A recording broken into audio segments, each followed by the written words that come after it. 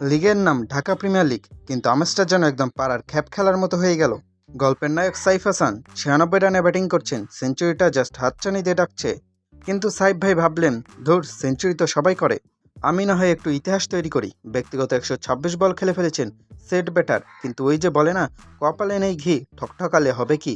সেঞ্চুরির জন্য দরকার মাত্র 4 রান, আর তখনই তিনি দেখালেন তার সে বিখ্যাত কচ্ছপ মেশিন রানিং। ডিপিএলের এই সিজনে প্রথম সেঞ্চুরিটা পাওয়ার বদলে তিনি যেটা পেলেন সেটা হলো সোশ্যাল মিডিয়ায় ট্রল হওয়ার আজীবনের রসদ। চলুন সিনটা একটু কল্পনা করি। সাইফ শট খেললেন, 2 রানের জন্য কল দিলেন, নন স্ট্রাইকার প্রান্তের বেচারা তো উসাইন বোল্টের মতো দৌড় লাগালেন। কিন্তু সাইফ হাসান, তিনি সম্ভবত ভুলে গিয়েছিলেন যে ক্রিকেটে ফিল্ডাররা বলটা স্টাম্পের দিকেই মারে, গ্যালারিতে পাঠায় না। থ্রোটা আসলো ঠিক সাইফের এন্ডে, অথচ আমাদের ওপেনার শেপ তখন মনে মনে সম্ভবত টেস্ট ম্যাচের লাঞ্চ ব্রেকের কথা ভাবছিলেন।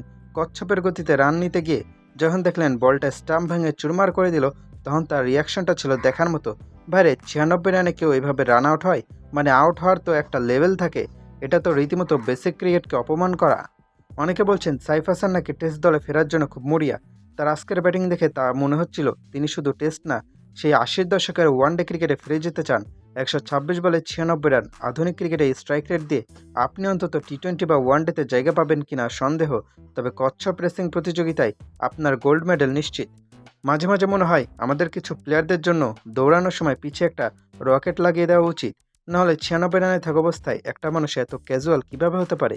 থ্রোটা আসছে তার দিকে, আর তিনি যেন পার্কে বিকেলের হাওয়া খাচ্ছেন। ডিপিএলের প্রথম সেঞ্চুরি করার একটা আলাদা গরিমা আছে।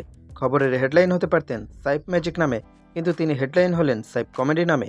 সবাই যখন সেঞ্চুরির অপেক্ষায়, তখন এই রান আউট দেখে ড্রেসিংরুমের অবস্থা কী হয়েছিল সেটা একবার ভাবুন।